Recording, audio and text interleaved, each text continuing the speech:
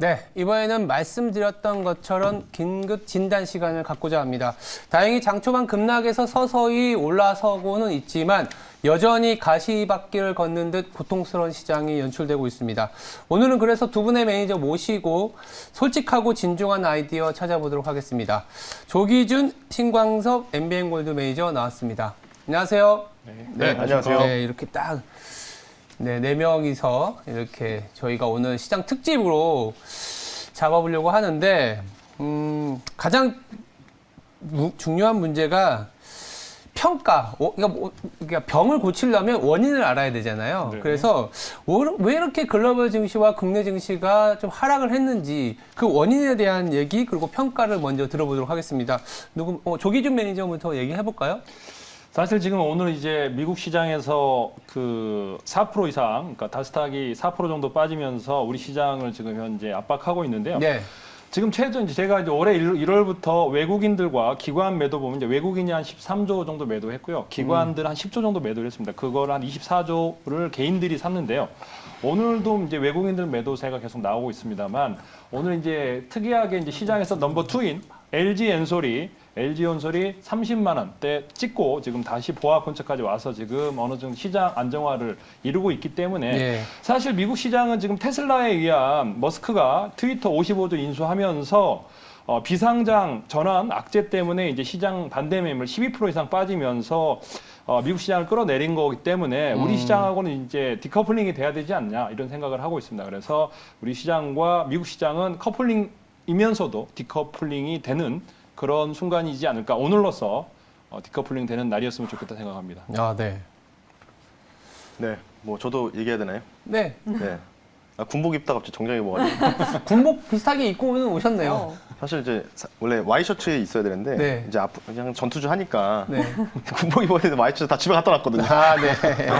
저도 이 원피스가 어색합니다. 네, 맞습니다. 일단 뭐 지금 증시 뭐 보면은 네. 뭐 생각보다 강하다 뭐 이런 생각이 잘 많이 버티고 있죠. 네. 네. 정말 잘 버티는 겁니다. 네, 일단 네. 박스권 하단선, 그러니까 2,600선이 오늘은 좀 깨지지 않을까 이렇게 생각했는데 네. 물론 등락비율을 봤을 때는 좀 많이 이제 하락하는 종목이 장 초반에 상승하는 종목들이 육계류, 음식료 제외하고는 거의 다 대부분 2,000개 넘게 종목들 하락이 나왔습니다. 네. 일단은 미국 증시가 이제 저는 어제 제가 말씀드렸던 부분들이 뭐였냐면은 좀 안정화될 것 같은데 근데 그래서 제가 이틀 전에 말씀드렸죠. 27일날 변곡점인데 이미 좀 하락이 먼저 나왔어요. 그래서 일단 미국 시장은 먼저 말씀드리면 데드캣 바운스다. 이렇게 좀 보시면 좋을 것 같고 이제 반등 나올 때마다 잘 정리하시는 타이밍이 좋고 네. 오히려 국내 증시가 상대적인 매력도가 높다. 이유는 이제 환율이 너무 높습니다, 지금. 그런 부분이 있기 때문에 그래서 오늘 좀 이제 주제 자체도 요가 비슷하겠지만 개인적으로 봤을 때는 2,600 박스권 하단에서는 물회죠, 물회. 물려도 회복하는 자리다. 이렇게 말씀을 드리면서 간단하게 좀 말씀 한번 드려봤습니다. 기본적으로 두 분의 얘기를 좀 들어보니까 미국 시장에서는 조금은 더 기회보다는 리스크가 있어 보인다는 얘기, 아까 디커플링 얘기하셨던 것들고 있고 우리나라 같은 경우에는 신광섭 매니저는 이제 오히려 국내 증시가 더 매력적인 거 아니냐 이렇게 이제 코멘트를 맞습니다. 주신 것 같아요. 근데 그 기저에는 이 경기에 대한 전망이 있어야 될 것 같아요. 지금 경기에 대한 전망이 좋다고 보는 시각은 거의 없는 것 같습니다.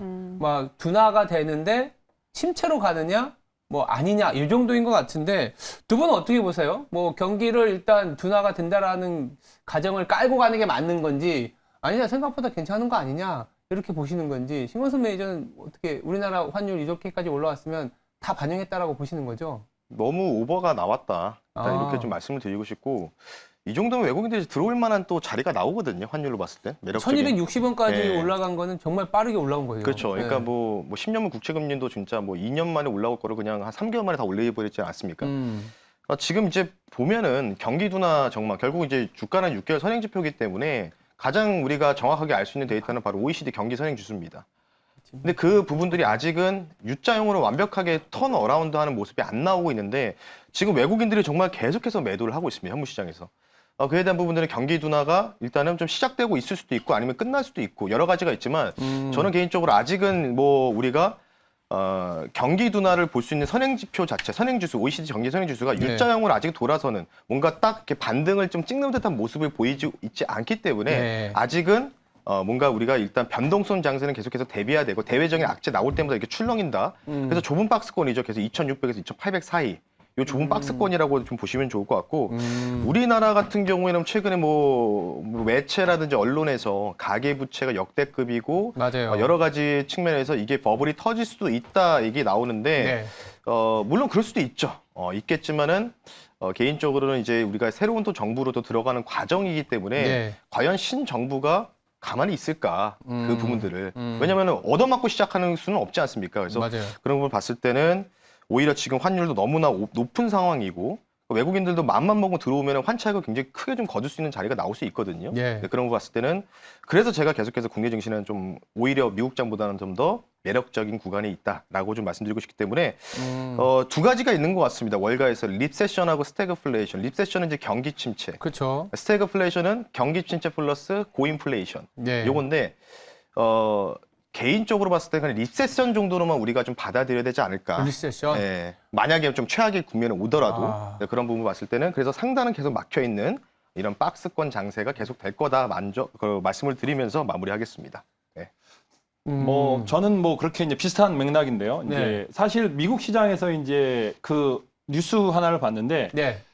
미국에서는 이제 30년 모기지를 한다고 그러더라고요. 왜 주택을 살 때. 네, 근데 그 금리가 뭐 3%에서 5% 지금 달성하고 있고 올라가고 네. 있는데 요번 달에 이제 가장 큰 폭으로 증가를 했다고 합니다. 네. 시장에서 그러니까 왜 그러냐면은 금리가 상승하기 전에 앞으로 내일 모레 이제 5월 달에 이제 미국에서 연준에서 금리를 인상하는데 그 전에 이제 대출을 하려고 미리미리 지금 땡기는 그래서 거군요. 금융권에서 어마어마하게 지금 현재 자금 대출을 땡겼고 막상 금리가 인상되면 이제 모기지가 이제 줄어들 거라는 겁니다. 그래서 그 주택 사실 미국에서 금리 인상을 하는 이유는 경기를 리세션 하기 위해서 하는 게 아니고 인플레이션을 잡기 위해서 그러는 겁니다. 그래서 전체적으로 원유, 뭐 그다음에 다른 원자재 관련해서 그다음 부동산 관련 뭐 이런 것들에 대해서 철광 뭐 이런 것들에 대해서 원자재 가격을 잡기 위해서 인플레이션을 잡기 위해서 금리 인상을 하는 거고 그거에서 이제 가장 신호가 이제 주택과 관련해서 이제 가장 큰 폭의 상승했기 때문에 5월 달부터는 이제 큰 폭의 하락이 나오지 않을까 이제 금리 인상이 막상 되면 이제 5월 달에 이제 자이언트 스텝이든 빅 스텝을 하게 되면 이제 그 주택 관련 수요는 줄 거고 그다음에 이제 그와 관련해서 이제 사실 우리가 오미크론이나 뭐 이런 코로나 사태 때 경기가 멈출 줄 알았는데 그 상황에도 경기는 완전히 호황이었거든요. 근데 우리가 이제 리오프닝으로 가는 단계에서 여명이 밝기 전에 가장 어둡다고 지금 현재 그런 상황이 아닌가. 막상 미국에서 자이언트 스텝을 하든 빅 스텝을 하면 그게 이제 단기적인 신호가 아닐까라는 생각을 하면서 너무 두려워하지 마시고 사실 저는 테마주를 싫어하는데 오늘 제가 말씀드릴 테마주 중에는 실적이 좋은 테마주도 있더라고요. 그래서 그런 테마주도 매매를 하시면서 또 실적 좋은 그다음에 중장기 포트에 중장기 종목을 담는다 그러면 이 위기를 잘 극복하지 않을까 생각합니다.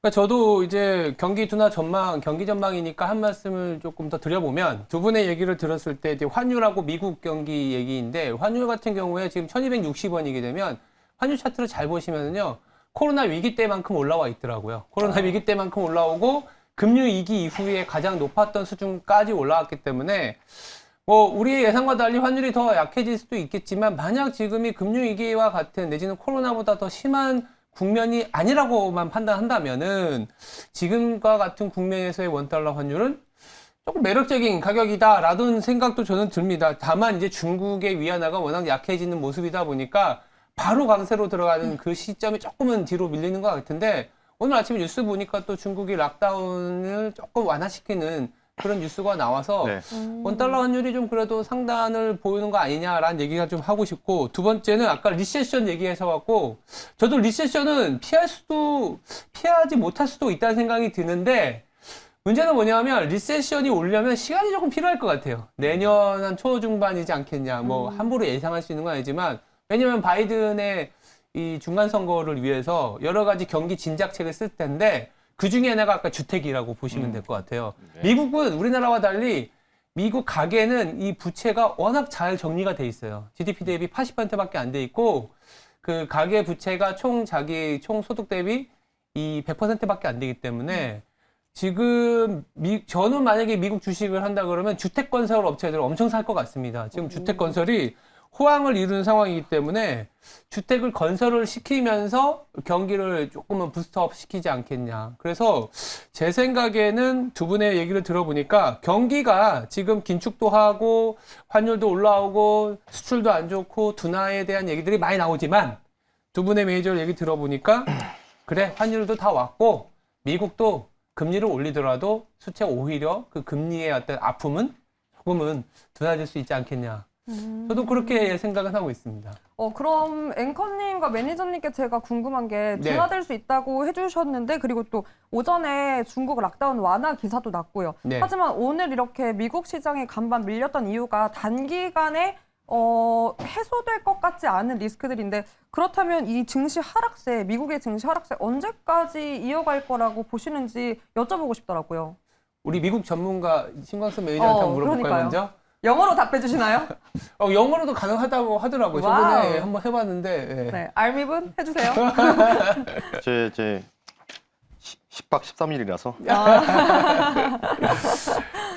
일단 뭐 하나하나 말씀을 드릴 텐데 화면 보면서 말씀 한번 드려보겠습니다. 아까 립세션을 조금 저는 확정적으로 얘기를 하는 부분들이 바로 소비 패턴이라고 좀 보시면 되는데 우리가 통상 이제 화면을 보면서 한번 말씀드릴게요. CPI라고 아실 겁니다. 물가죠. 네, 이 물가 지수를 잘 나타내는 이제 그림인데 뭐 보시면 집도 있고 의류도 있고 뭐 수송 항공도 있고 뭐 교육에다가 그다음에 뭐 기타 서비스, 레크레이션, 오락, 문화, 메디컬, 뭐 음식 이렇게 돼 있는데 이게 이제 CPI를 이제 이 섹터입니다. CPI를 이룰 수 있는 구성 섹터라고 보시는데 제가 한 3주 전인가 한번 가처분 실질 소득을 한번 보여드린 적이 있어요.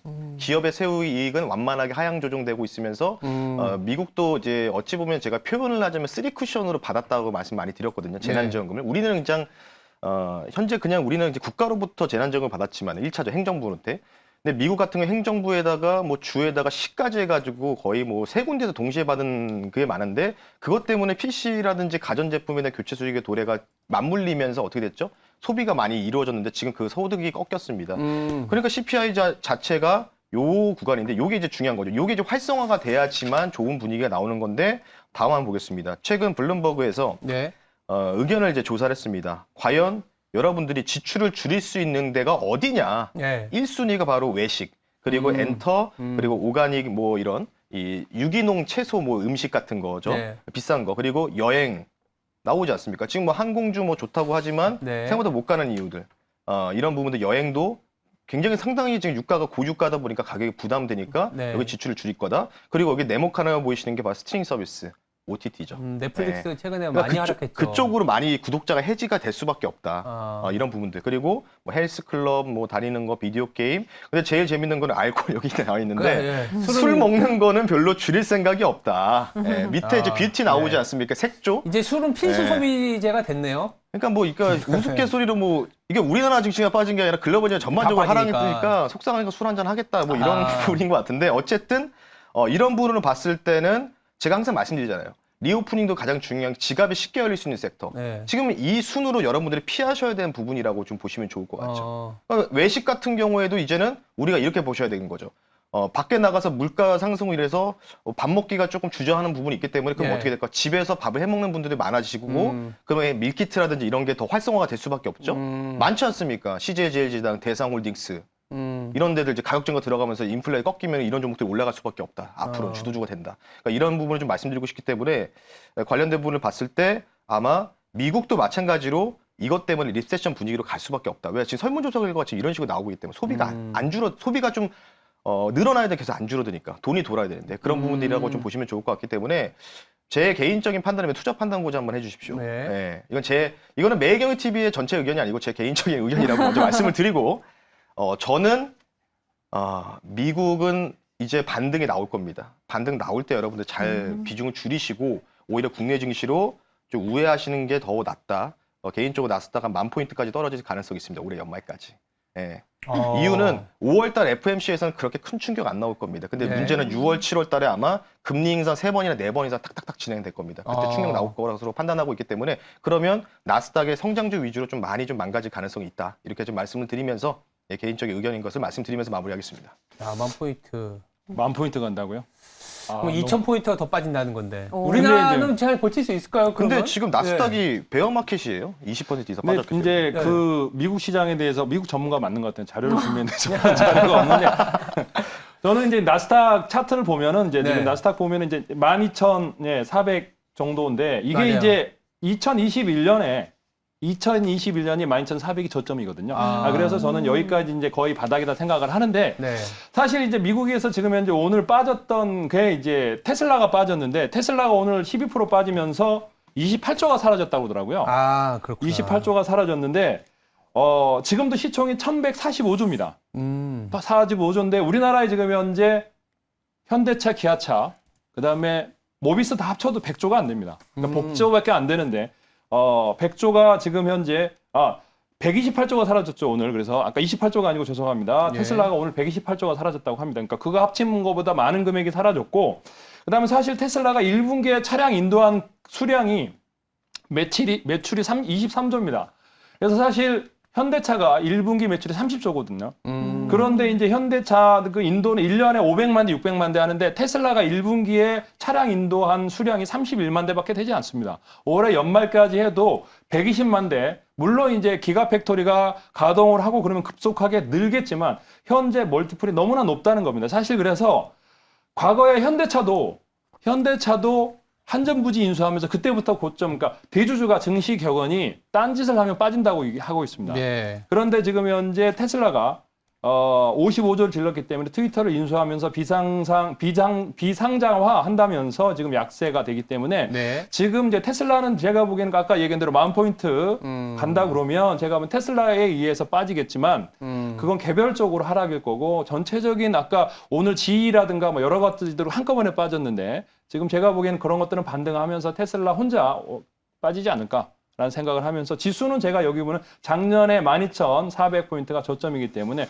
기술적으로는 여기서 반등하지 않을까라고 생각하고 있습니다. 12,400포인트. 네. 공교롭게도 그 나스닥의 월간 차트를 보시면요. 40개월 평균치가 12,000 정도 돼요. 네. 11,180억 정도 80포인트 되는데 이게 깨지면 IT 버블이나 금융위기 때만큼의 하락세가 나올 수 있는 중요한 변곡점이긴 하더라고요. 그래서 제가 한번 중간에 어떤 시장의 어떤 분위기를 체크해 보기 위해서 이 미국도 실적 시즌이지 않습니까? 그럼 기업 실적이 정말 우리가 이 최근의 변동성을 좀 완충시켜 줄 수 있는지 먼저 이제 미국 주식 담당 애널리스트 연결해 갖고 미국 실적 시즌 분위기 한번 체크해 보도록 하겠습니다. 이 얘기 듣고 저희들이 대담을 좀 더 이어갈 텐데요. 최보원 한국투자증권 미국 주식 애널리스트 전화 연결됐습니다. 안녕하세요. 네, 안녕하세요. 네, 안녕하세요. 이번 주 굉장히 바쁘실 것 같은데 사실 네. 빅테크뿐만 아니고 대부분의 기업들이 이번 주에 실적 발표를 많이 하지 않습니까? 현재 맞습니다. 분위기는 또 어떤가요? 시장의 최근의 변동성을 조금은 완화시켜줄 만한 뉴스가 나올까요? 아무래도 최근에는 계속 좀 실적 발표 진행이 되고 있는데 사실 한번 숫자적으로 살펴보시면은 현재까지 발표가 된 134개의 업체들 중에서 약 81%가 시장 기대치를 상회한 이익을 발표를 하고 있습니다. 네. 하지만 앞에서도 길게 말씀을 주셨다시피 최근에는 단순히 1, 2분기 실적뿐만이 아니고 미국의 긴축 부담, 여기에서 중국의 봉쇄, 그리고 미러 관계가 좀 악화가 되면서 여러 가지로 좀 지켜보아야 하는 요인들이 계속 더해지고 있습니다. 이러한 만큼 이제 앞에서 이제 우려를 주셨던 만큼 그러한 요인들이 복잡하게 반영이 되고 있는 상황이고요. 그런 만큼 이제 4월에는 변동성이 높을 구간이 예상이 되고 있는데요. 네. 이러한 시기에는 아무래도 앞에서 말씀 주신 대형 성장 기업들 그리고 경기 소비자 업체들보다는 이 필수 소비자 업종 내에서도 변동성의 영향이 제한적인 업체들이 주목을 받고 있습니다. 아무래도 금융 위기 이후에 업종별 수익률을 한번 비교를 해보시면요. 과거 약 145개월의 수치를 살펴보시면 과거에 경기가 둔화와 침체 국면에서도 상승 여력이 높았던 게 바로 이 필수 소비자 업체들 때문이었기 때문입니다. 네. 하지만 5월 초에 FMC 회의와 지정적 리스크가 완화되는 시기에는 아무래도 실적 모멘텀이 좀 부각이 될 수 있을 것으로 보여집니다. 이러한 시기에는 아무래도 양호한 실적과 낙폭이 컸던 IT와 경기 소비자 업체 위주로 좀 선별적인 접근이 가능할 것으로 예상이 되고요. 그리고 이번 주에는 좀 낙폭이 컸던 성장주들 앞에서 말씀 주신 많은 기업들의 실적 발표가 예정이 되어 있습니다. 이 실적 발표 이전에는 아무래도 성장주들도 매크로 환경에 따라서 등락이 반복이 되는 모습이 보여질 수가 있겠지만 이 실적 발표 이후에는 이 종목별로 좀 차별화 양상이 두드러지고 있는 상황입니다. 오늘 새벽에 발표된 지표들에서도 그러한 현상들이 보여졌는데요. 이러한 만큼 단기적으로는 변동성에 대응을 하고 좀 보수적인 입장을 유지를 하되 실적 발표 이후에 양질의 기업들을 좀 선별하는 전략으로 대응을 해주시면 좋으실 것 같습니다. 그리고 최근에 한번 살펴보시면 인건비 부담이 기업들의 실적에도 계속해서 좀 반영이 되고 있는 상황입니다. 그런 만큼 이번 주에 예정이 되어 있는 아마존과 같은 경우에도 인건비 부담이 어느 정도 좀 반영이 되었는지, 그리고 멤버십 가격 인상과 온라인 인플레이션, 그리고 지연된 소비 수혜가 어떻게 좀 반영이 되는지를 주목을 하실 수가 있겠고, 애플과 같은 경우에도 반도체 공급의 불확실성이 다이렉트하게 반영이 될 수 있는 기업입니다. 이 애플의 경우에도 반도체 공급의 불확실성을 어떻게 대응을 해 나가는지에 주목을 해서 좀 이번 주를 대응해 나가시면 좋으실 것 같습니다. 네, 알겠습니다. 전화 연결 감사합니다. 네, 감사합니다. 네, 들으신 것처럼 사실 미국도 실적이 그렇게 나쁘게 나오고 있는 상황은 아닙니다. 지금 130개 정도 발표가 됐는데 한 80%는 실적이 서프라이즈 나온 상황이기 때문에 나쁜 건 아닌데 일단은 긴축이라든지 봉쇄, 매크로 이슈가 짓누르고 있는 상황이거든요. 그러니까 지금까지 저희가 경기 둔화라든지 전체적인 시장 평가, 미국의 하락세에 대한 얘기를 들었는데 결국 이제 국내에 어떤 식으로 아이디어가 되는지가 굉장히 중요한 것 같아요. 우리 국내 시장은 어떻게 흘러갈지, 그리고 그 안에서 좀 화답이 조금 빨리 올라올 수 있는 섹터, 종목까지 저희들이 좀 켜켜이 살펴볼 텐데 그 전에 현재 증시 상황 중간 점검이 좀 필요할 것 같습니다. 지금 시장은 얼마나 낙폭이 심해졌는지 아니면 좀 반등하고 있는지 정서한 아나운서가 조금은 증시 중간 점검 부탁드려 보겠습니다. 네, 또 미국 시장 전문가님과 함께 미국 시장 살펴봤으니까요. 네, 국내 시장 전문가와 또 국내 시장 시황 살펴봐야겠죠. 지금 1시 29분 구간을 지나고 있고요. 사실 아까와 크게 다르지는 않습니다. 키워드 여전합니다. 이 원자재, 이 러시아, 유럽 가스 끊는다라는 이슈로 움직이는 섹터들 여전히 강하게 움직이고 있습니다. 천연가스 관련주, 대성에너지 여전히 상한가 안착한 모습이고요. 유가 상승, 유가 관련주로 구분된 섹터도 여전히 활발하게 움직이고 있습니다. 네, 종목들도 비슷비슷합니다. 다만 지금 철도가 다시금 섹터가 구분돼서 올라오고 있는 게요.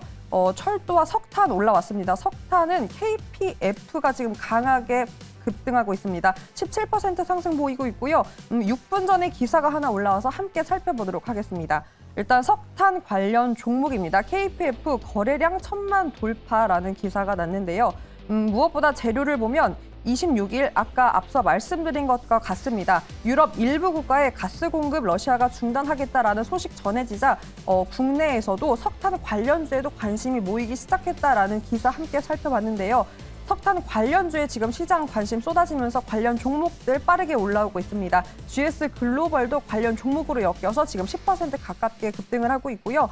그리고 음식료 다시 살펴보면 음식료가 지금 많이 밀립니다. 15% 평균적으로 밀리고 있는 게 있지만 재미있는 게 아래 종목을 가보면요. 앞서 이제 앵커님과 매니저님들께서 말씀해 주신 부분들입니다. 네, 먹을 건 먹어야죠. 필수 소비재 쪽 관련된 종목들은 가고 있는 게요. 롯데제가 지금 강보합권 가고, 네, 술 갑니다. 화이트 진로도 지금 강보합권 1% 상승 보이면서 네, 지금 상승 보이고 있습니다. 그리고 마니커 FNG도 지금 강보합권 머물고 있고요. 이렇게 6개주 윗꼬리 달고 많이 밀렸지만 여전히 빨간불 켜내고 있습니다. 그리고 3거래일 상한가 펼쳤던 한탑도 지금 17% 가깝게 크게 급락하는 모습까지 지금 확인이 됩니다. 오전과는 크게 달라지지 않았고요. 비슷한 재료로 다만 그 종목들이 조금 더 온기가 퍼지면서 관련된 종목들이 갑자기 또 오름세 보이는 모습까지 포착이 되었습니다. 그래도 지금 코스피 살펴보면 2600 후반 40포인트 정도 지지를 하고 있는데 과연 여기서 오후장 하방에 대한 가능성을 조금 더 염두에 둬야 될지 상방에 대한 기대감을 조금 열어둬야 할지 계속해서 긴급 점검 받아보겠습니다. 알겠습니다. 다행스럽게도 장 초반 급락세에서 벗어나서 오후는 조금은 관망세가 짙어지고 있는 것 같은데 그러니까 우리가 이제 매니저분들하고 지금 증시에 대해서 조금 더 그렇죠. 얘기를 나눠보도록 하겠습니다. 미국도 필수 소비재인데 국내도 일단 음식료 쪽이 술이 또 나왔네요, 매니저님. 술, 알코올은 안 줄었는데 일단 섹터 얘기하기 전에 우리가 아까 앞서 미국 얘기하면서도 사실 우리나라는 그래도 바닥권에서 잡을 수 있다. 뭐 환율이 이미 많이 하락을 했고 그러니까 하락했다라는 거는 많이 상승을 했다라는 부분인데 국내 증시의 저점은 또 어떻게 잡아가야 될까요, 매니저님? 김관선 매니저님 먼저 얘기 들어볼까요? 뭐 대부분 이제 수급에 좀 이제 문제가 발생할 수 있다. 뭐 이제 반대 매매 같은 이런 것이 있습니다. 신용 미수. 사실 저는 이제 크게 의미가 없다라고 좀 보면 될 것 같고요. 많이 줄었습니다. 벌써 22조 원까지 신용이 이제 이제 D+2 일 기준으로 많이 줄은 상황이기 때문에 20조 언더면 진짜 바닥이죠, 신용 잔고가. 그러니까 지금 상황을 좀 놓고 봤을 때는 개인 투자자분들 여러 가지 투자들이 많아요. 지금 뭐 고점에서 물려서 고생하시는 분들, 3,300에서 들어가신 분들, 3,000에서 들어가신 분들, 2,800에 들어가신 분들, 그리고 지금 사시는 개인 투자자도 많습니다. 그러니까 무조건 고점에서 물렸다는 부분들의 개인 투자분의 성향만 고려하지 마시고 네. 또 다른 또 자금도 있다. 이렇게 좀 보시면 좋을 것 같고 미국에서 금리 인상으로 긴축이 뭐 완벽하게 뭐 탁탁탁 상반기 안에 뭐 중립금리 2.5%까지 만든다는 건 확실치 않지만 예. 그래도 내년 초까지는 그래도 2.5에서 뭐 3% 정도 멀리 보면은 거기까지 맞추기 때문에 연준도 시장이 무너지는 걸 원치는 않을 겁니다. 지금 시장에서. 왜냐하면 대부분의 이 은퇴자들이죠. 은퇴자들의 대부분의 소득 자체가 이 주식 연금의 펀드에 다 몰려 있기 때문에 네.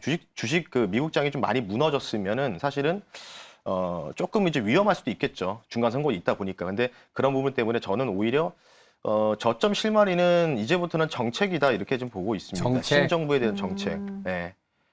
지금 뭐 원래 정책이 이제 예전 같았으면 막 지금 뭐 고점에서 더 막 똑같아요. 한일 서로처럼 2배, 3배 가는 종목들이 많이 나와야 되는데 네. 지금 일단 인플레이션, 우크라이나, 러시아 장기화 때문에 어쩔 수가 없는 부분이고 화면 보면서 간단하게 환율 차트 한번 보여드릴게요. 예.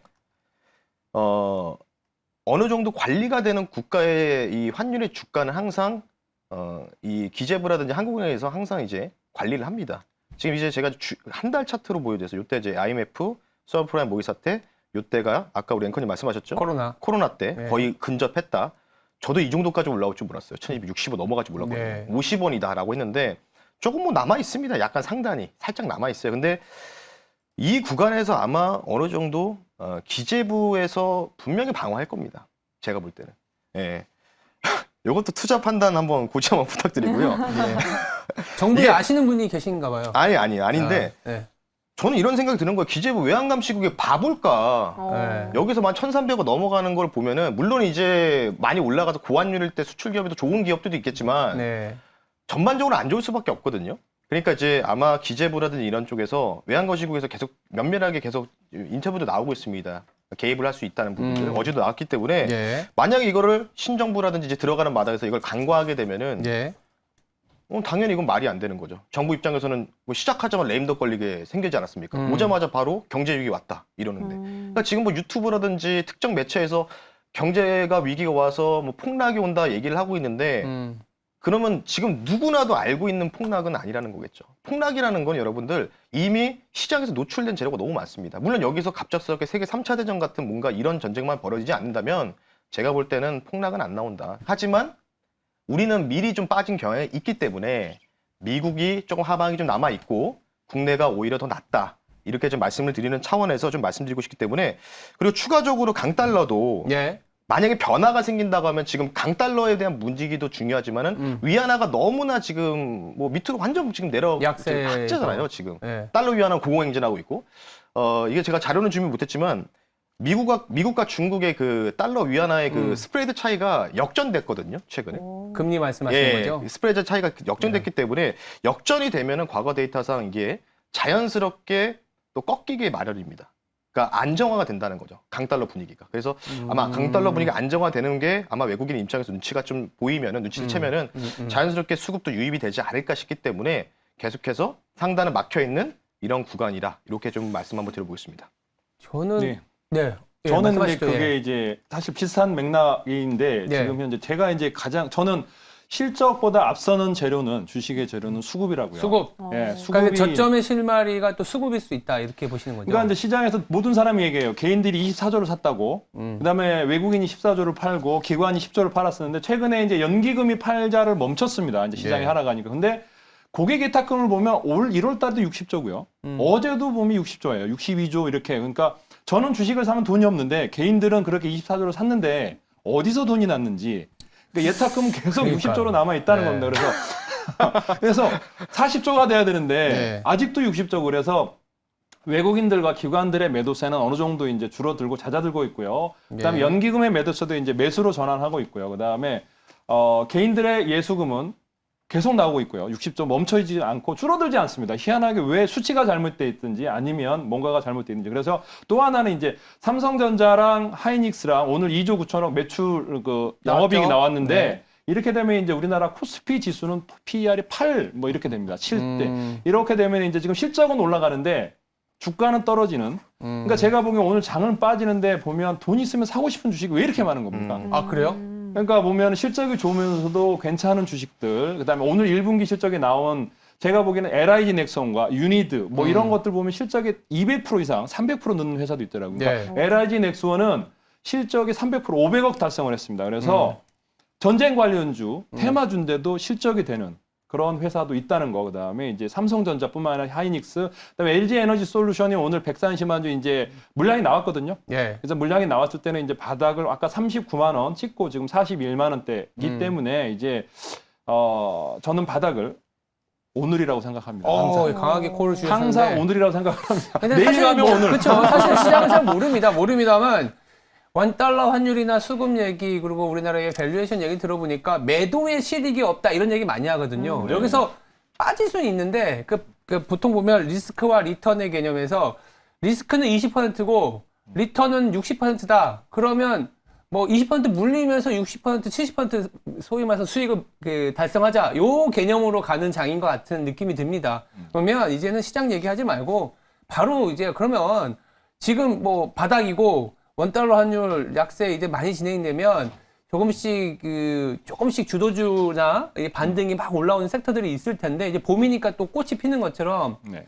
그런 가장 먼저 꽃을 피울 업종 섹터가 뭘까요? 아까 사고 싶은 거 많다고 하셨잖아요. 어떤 거 사고 싶으세요? 사실은 그러니까 지금 현재 이제 북한에서 김정은이가 어제 얘기했듯이 이제 네. 핵 개발하고 풍계리그로 오면서 아까 네. 이제 LIG 넥슨이 이제 1분기 500억 나왔습니다. 방산이 굉장히 잘 나왔어요. 그러면 그러니까 LIG 네. 넥슨 근데 이제 그게 거기가 이제 미사일 로켓을 하는 거거든요. 옛날에 이제 사실은 시험 발사 외국인들 초빙해서 시험했는데 타겟을 못 맞추고 옆에 논두렁을 맞추면서 2년 전에 이제 빠졌는데 지금 이제 매출이 나오고 있습니다. 그래서 지대공, 지대지, 항공, 뭐 함대 그래서 LIG 넥슨 그다음에 휴니드와 그다음에 이제 빅텍은 실적이 나오는 회사들입니다. 옛날에 방산주 하면은 적자였거든요. 맞아요. 근데 이제 빅텍과 휴니드 뭐 실적이 나오면서 그다음에 LIG 넥슨이 선두로 그래서 올라가고 있고 또 하나는 유니드는 사실은 유니드라는 주식이 있는데 이 주식은 이제 칼륨 전 세계 1위입니다. 비료 말씀하시는 비료도 거죠? 만드는데 화장품부터 시작해서 만들고. 모든 원료가 들어가기 때문에 여기가 또 500억 나왔다고 그러고요. 580억 네. 정도 나왔기 때문에 뭐 이런 주식뿐만 아니라 사실은 저는 여행 관련주 리오프닝 항공기 이제 아시아나라든가 이제 오늘 보고서가 나왔던데 이제 대한항공, 제주항공, 그다음에 네. TA항공 이제 네. 제가 보기에는 곧 5월 달 되면 6월 달부터 5월 6월부터 이제 그 여행 수요가 계속 늘어날 것 같고요. 네. 그다음에 이제 카지노 관련주 제주도에서 이제 카지노 이제 네. 제가 보기에는 다음 달부터 제주도에서 하늘길이 열리거든요. 어디든 물론 중국 관광이 와야 되는데 일본에서 오지 않을까 동남아에서 네. 오고 그러면서 이제 항공기부터 시작해서 근데 오늘 아까 보면 조선주들이 아까 반짝 올라갔다가 지금 밀리고 있거든요. 예. 아까 그다음에 철강주도 그 동국제강도 실적이 너무 좋습니다. 사실 PER이 3이란 철강주들이 PER이 3이라는 거는 제가 보기에는 그러니까 철강주들 때문에 PER이 우리나라 시야 지금 PER이 7, 뭐 8 이 정도 되는 것 같고요. 그다음에 포스코, 그다음에 현대제철, 동국제강 뭐 이런 것들은 뭐 실적이 워낙 좋기 때문에 그러니까 앞으로도 좋을 거고요. 1분기만 좋은 게 아니라 중국에서 철강 수입한다 그래서 안 좋아질 거라고 그랬는데 중국에서 철강 수입 못 하고 있고요. 그래서 올해 내내 철강 수요는 강할 것 같고. 맞아요. 그래서 포스코가 PER이 2배였었던 적이 있었는데 2003년인가 2002년에 네. 야 이거 포스코 이거 2배인 이유가 있어. 그랬는데 그 이후에 거의 8년, 6년에서 7년 동안 소위 말해서 날아갔었거든요. 그런 정도일지는 사실 잘 모르겠지만 그만큼 많이 싸져 있다라는 생각이 들긴 합니다. 그때 당시에 저는 잘 기억하는 그게 맞아떨어진지 모르겠는데 네. 그때 워런 버핏이 포스코를 산 적이 한 번 있었거든요. 아마 맞아요. 그때 그래서 그게 더블 나면서 워런 버핏이 팔고 나갔던 맞아요. 기억이 있는데 이제 네. 아주 오래전 얘기입니다. 그래서 그만큼 철강주들이 저평가돼 있고 그러면은 분명히 이제 해외 자금이라든가 어디서 투자 맞아요. 들어올지 않을까라는 생각을 해보고 있습니다. 그러니까 워렌 버핏 얘기가 나와서 2년 전에 이 워렌 버핏이 일본의 상사주를 막 샀거든요. 네네. 이거 인플레이션 뭐 그 원자재 관련주인데 아 워렌 버핏 90 넘으니까 이제는 머리가 안 돌아가나 봐 이렇게 얘기했었던 분들이 지금 땅을 치고 후회하고 있죠. 역시 워렌 버핏은 워렌 버핏이다. 신관순 매니저님 그 워렌 버핏의 시각으로 어떤 섹터를 봐야 됩니까? 워렌 버핏이 돌파 매매 잘하시잖아요. 돌파매매. 그러니까 네. 그때 무슨 종목이었죠? 옥시덴탈. 그죠? 스트링 기업을 그냥 그 45불에서 올라갈 때 그니까요. 뭐 수익 꽤 들어가셨으니까 한 30% 고가 대비 30% 올라갔으니까 네. 배당도 잘 나오고. 뭐 저 같은 경우에는 국내 증시하면 조선이죠, 조선. 조선, 어. 저도 조선을 좋아하는데 네. 조선은 좋게 보시는군요. 조선밖에 없어요. 제가 볼 때는. 그러니까 조선을 좀 보는 게 현재 정부의 정책과 가장 유사한 부분들이 굉장히 많고 네. 이건 제 사견이니까 그냥 편하게 들으시면 좋을 것 같아요. 네. 여태 대선 주자 중에서 그 조선 관련된 해양강공 선포 지역에서 윤석열 당선인께서 유일하게 참여를 하셨습니다. 맞아. 예. 부산이 있었죠. 네. 연초에. 원래 그 산업은행 관련된 부분에서 대우조선해양 문제도 많았고 분식회가 너무 많아서 신뢰를 많이 잃은 상황이거든요. 네. 주가 뭐 몇십만 원짜리가 뭐 엄청나게 지금 떨어졌으니까 분식회도 나오고. 근데 이제 산업은행이 대부분 이제 국부로 이제 관리를 하는데 산업은행이 지금 부산 이전 추진하고 있습니다. 근데 법상 산업은행은 무조건 본사가 서울에 있어야 된다고 가정이 돼 있어요. 근데 이거를 지금 입법을 개정하고 있습니다. 그렇다는 얘기는 뭐냐면 산업은행을 영남권 지방으로 보낸다는 건 그만큼 그 주변의 조선 쪽을 강하게 관리를 하면서 밀어붙이겠다는 뜻이거든요. 저는 그 정부의 의도가 보인다고 좀 보고 있습니다. 그래서 산업은행 이전 소식도 저는 오히려 조선 쪽으로는 큰 우리가 화답을 볼 수 있을 것 같고 지금 잠깐 반등이 나오고 있습니다. 탱커 쪽 위주로 좀 반등이 나오고 있죠. 네. 폴란드 가스 끊었다는 소식 때문에 LNG 수요가 증가할 수밖에 없다. LNG선. 그것 때문에 좀 진행이 되고 있는데 저는 조선주를요 길게 좀 보셨으면 좋겠어요. 그러니까 주가가 많이 빠지더라도 오히려 버팀목을 할 수 있는 게 바로 조선 그리고 조선 플러스 기자재다 이렇게 좀 말씀드리고 싶기 때문에 조선 쪽 정책과 모멘텀 붙어버리면 오히려 저는 5월 10일 이후부터는 취임 이후에 더 강한 드라이빙이 걸릴 수 있다고 말씀을 좀 드리고 싶습니다. 예. 조선과 방산, 뭐 비료 뭐 이렇게 얘기가 나왔는데 다시 한번 그러면 우리가 시장이 아직 뭐 바닥이라고 하고 뭐 이제 살 수 있는 구간이라고는 하지만 변동성이 만약 또 다시 확대될 수는 있거든요. 왜냐하면 시장이라는 게 한 번 변동성이 오고 나면 한 번 더 막 흔들고 이러거든요. 그랬을 때 오히려 더 담아야겠죠? 다시 한번 제가 여쭤보고 싶은 거는 이게 한 번 논란 갔으면 또 논할 수가 있는데 어떻게 봐야 되나요? 말씀드렸던 아까 그런 업종을 더 눈여겨보면서 지금 샀다고 물리더라도 더 약간 비중 확대 그 시각을 유지해야 되는 건지. 근데 이제 저도 아까 이제 비슷한 맥락인데 이제 사실 실적이 되는 주식들 조선주부터 시작해서 이제 아까 방산주 이제 이런 건 방산주보다는 실적이 되는 조선 철강 뭐 그다음에 아까 반도체 DDR5 관련주들 뭐 그다음에 유니드라든가 LG 넥스원뿐만 아니라 이제 매수를 하시는데 사실은 지금 현재 에그플레이션 관련해서 저는 오늘 이제 빠지고 있는데 그게 이제 사료주들이 밀리면서 같이 끌어내리는데 사실 팜유 인도네시아에서 60% 팜유를 세계 시장을 점유하는데 이제 그게 이제 일부 품목만 제한한다고 그랬는데 만약 그 식용유 가격이 떨어지지 않으면 확대하겠다고 합니다. 근데 그게 28일 내일부터입니다. 그래서 제가 보기에는 오늘 빠졌던 게 오늘 이제 닭고기 관련주들이 올랐다가 그다음에 오리고기 올랐다가 지금 빠지는데 다시 이제 내일부터 또 이제 차별화되겠죠. 그동안 안 갔던 돼지고기라든가 닭고기라든가 뭐 오리고기라든가 뭐 이런 종목들 그러면서 정다운 오리고기 이런 것들도 이제 올라갔다가 밀리는데 아까 마니커라 하림이다 이런 것들이 이제 사실 그 원자재에 대해서 지금 현재 전 세계가 물가를 잡기 위해서 수출 제한을 할 것 같습니다. 그러니까 제가 보기에는 이제 뭐 철강 뭐 이런 게뿐만 아니라 닭고기, 돼지고기도 가격, 그러니까 내수 물가가 이제 폭동이 일어나면 사실은 인도네시아에서 식용유 가격 때문에 이제 사실 얼마 안 올랐거든요. 그러니까 물론 많이 올랐죠, 사실은. 근데 그것 때문에 이제 수출 제한을 하듯이 밀 가격 뭐 이런 것들도 앞으로는 수출 제한을 하지 않을까 싶어서 에그플레이션 관련 이슈는 지금 오늘은 잠잠하지만 또 내일 뭐 또 다음 주 5월 달 돼도 지속적으로 우리 시장을 영향을 미치지 않을까라고 생각하면서 물론 이제 이런 테마주들은 조금씩 하시면서 아까 실적이 좋은 테마주 중에서도 LIG 넥스원이라든가 유니드라든가 이런 주식은 담아 두셔도 되는데 그 외의 종목은 조금씩 매매해야 되지 않을까 생각합니다. 워낙 변동성이 커지기 때문에. 일단 뭐 아까 말씀하셨던 뭐 방산하고 네. 그리고 이제 유니드라는 뭐 비료 이렇게 실적주를 기본으로 변동성이 확대돼도 좀 담아가자라는 얘기이고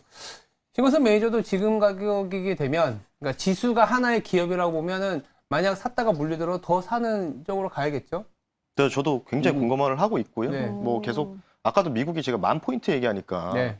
내일 당장 10,000포인트 빠질 거라고 생각하시는 분 많은데 아, 오해예요. 그거까지는- 연말까지 긴 시간 동안 계단식으로 하락 나올 수 있는 가능성이 열어두자는 거라고 좀 보시면 좋을 것 같기 때문에 다시 한번 정정해드리고 항상 말씀드린 게 그거예요. 뒤돌아보면 조정이었다는 거를 여러분들이 항상 기억을 하시면 좋을 것 같습니다. 이상입니다. 네.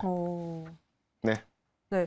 그럼 제가 궁금한 게 그럼 두 매니저님들 공통점이 예. 힌트가 테마주. 왜냐면 변동성이 짙으니까 오히려 그 변동성을 이용하자. 하지만 실적을 조금 기반으로 한 기업들을 눈여겨보자라고 힌트를 주셨는데 네. 사실 그럼 도대체 그런 큰 섹터에 대한 힌트 말고 어떤 기업을 담아야 하는가? 투자자 입장에서는 그게 가장 그렇죠. 궁금하거든요. 오늘의 결론은 이거 같아요. 맞아요. 시장은 바닥이라고 콜을 외쳤으면 종목 줘. 이거잖아요. 맞습니다. 게다가 가장 중요한 거 가격 메리트까지 있는 있는. 호실적을 동반한 종목 뭐 있을까요? 매니저님? 누구 먼저 네? 얘기해 볼까요? 저는 뭐 종목이 좀 많은데 사실은 그러니까 네. 단기 이슈로 해서 네. 사실은 이제 대장주였는데 지금 현재 하락하고 있는 이제 사실 대기업의 중고차 진출 관련 이슈가 이제 내일 이제 결판이 나는데요. 이제 네. 그게 이제 내일 중기청에서 현대 기아에 대해서 이제 3년 유예 아니면 매입 제한을 할 가능성이 있습니다. 근데 네. 이제 그게 이제 반대를 하는데 내일 이제 중기청에서 몇 년 유예할 거냐, 얼마 정도 매입을 제한할 거냐라고 하는데 이제 사실 오토엔이 네. 이제 보호해소 물량이 지금 200만 주가 나왔습니다. 그래서 그 물량 때문에 빠졌는데 이제 만약 이제 현대 기아차가 중고차 진출은 한다 그러면 못 하는 건 아닌데 네. 언제까지 기한을 막을 거냐 뭐 이런 것도 있고 그다음에 실적이 되는 뭐 제가 보기엔 이제 반도체 3D 검사 장비 중에 이제 뭐 인텍플러스도 있고 뭐 많습니다. 사실은 근데 실적이 올라가면서 괜찮은 주식들 그다음에 이제 뭐 아까 얘기한 방산 관련주도 휴니드라든가 LIG 넥스원도 괜찮고 그래서 그런 주식도 있으면 반면에 또 저는 그 CJ 제일대단과 대상과 사조대림과 실적이 나오면서 이제 결국에는 나중에 이제 닭고기가 물고기들 또 아까 동원수산이라든가 이제 사조수산이라든가 이런 것들이 올라갔다가 밀렸듯이 오늘 올라갔다가 밀린 주식들이 다시 또 내일이든 모레든 또 가게 돼 있거든요. 그래서 그런 종목들을 유심히 본다 그러면 기회가 있을 거라고 생각합니다. 그러면 종목은 그래도 많지만 지금 내가 좀 담아보고 싶다 이런 종목이 있을 것 같은데 CJ 제일제당 말씀하신 거밖에 기억이 나는데 버킷리스트라고 해야 되나? 저는 이제 넘버원은 사실은 넘버원은 그거는 이제 인텍플러스 인텍플러스 이게 알겠습니다. 이제 그게 3D 검사 장비인데 예. 실적에서 보고서가 좋게 나왔더라고요. 어제도 알겠습니다. 또 나왔고 그래가지고 보고서가 나와서 이제 목표가도 그 보고서 네. 나오면서 보고서가 좀 좋게 나와서 알겠습니다. 네. 참고 삼아서 한번 제가 여쭤볼게요. 그럼 마지막으로 저희 신광선 매니저도 한 종목 아니면 아이디어 사실 부탁드립니다. 오늘 좀 그림자를 많이 준비했는데 시간이 부족해서 네. 이따가 공개 방송 때 말씀드리겠고요. 네. 종목을 좀 말씀드리겠습니다. 네. 자동차. 자동차. 예, 자동차 잘 보셨으면 좋겠고 현대차, 기아차 네. 최악을 통과했다. 그리고 또 최악을 통과한 기업이 있습니다. 통과하고 있어요. 한국전력. 한전. 한국전력과 그 밑에 있는 한전기수, 한전 KPS. 지금 이제 또 에너지 대란에 대한 수요 때문에 지금 또 그 액화라든지 화석에너지 관련주가 올라가고 있지 않습니까? 예. 그럼 당연히 대체. 근데 제가 좀 여기서 팁을 한 번 더 드리자면 신재생 조금 피하셔라. 네. 특히 풍력. 네. 왜? 해외에 대한 미출이 많지만 현재 윤석열 당선인의 기조 자체가 이전 현재 문재인 정부에서 이루어지고 있던 신재생에 대한 부분들을 폐기 조치를 검토하겠다는 소식이 계속 나오고 있기 때문에 네. 조금은 정책에 반하는 부분이 있기 때문에 차라리 저는 오히려 지금 최근에 한전그룹주들이 많이 빠졌습니다. 한전기술부터 포함해서 그런 쪽을 오늘 양봉 오히려 만들어주고 있거든요. 예. 그 이유가 있다고 좀 보기 때문에 오히려 저감에서 유하다라고 말씀드리면서 마무리하겠습니다. 네. 알겠습니다. 뭐 이렇게 이슈 결론을 이끌어 봤는데 결국은 시장은 좀 바닥을 잡아가는 것 같고 저희들이 오늘 시간에서 나왔던 종목 위주로 조금씩 좀 비중을 확대하는 전략 이렇게 저희들이 이끌어 봤습니다. 네, 종목도 말씀해 주셔가지고 근데 또 방송 시간이 짧잖아요. 혹시 두 분 매니저님 오늘 추가 교육도 받을 수 있을까요? 저는 오늘 네. 4시부터 5시까지 이제 뭐 방송에서 유튜브랑 네. 통해서 이제 1시간 동안 오늘 못한 얘기라든가 뭐 앞으로 괜찮은 종목들 위주로 얘기를 1시간 동안 갖겠습니다. 네, 저도 오늘 진행하니까요. 장 끝나고 나서 월화 쉬었기 때문에 오늘 좀 많은 내용들을 좀 알차게 좀 풀어드릴 테니까 장 끝나고 너튜브에다가 신광섭, 엠뱅의 신광섭이라고 검색하시면 공개 방송 참여 가능하시니까요. 장 끝나고 뵐 수 있도록 하겠습니다. 네. 또 교관님 이발까지 하셨는데 오늘 군복 안 입어서 서운한 분들 많으신가 봐요. 네. 자꾸 군복 멘트 나옵니다. 아닙니까? 물어봐 주시는 분도 있고 전투주 안 하나요? 또 특집입니다라고 말씀해 주시는 분들 많은데 저희 내일 리뷰도 준비되어 있습니다. 대한금속 유니크라고 2가지 전투주 종목 리뷰로 내일 더 꽉 차게 준비할 테니까 내일 전투주도 많은 기대 부탁드립니다. 알겠습니다. 뭐 긴급이라고 얘기하면 항상 바닥이었던 점 기억하시기 바랍니다. 네, 여기서 끝나도록 하겠습니다. 내일 오후 1시에 다시 찾아뵙겠습니다. 감사합니다.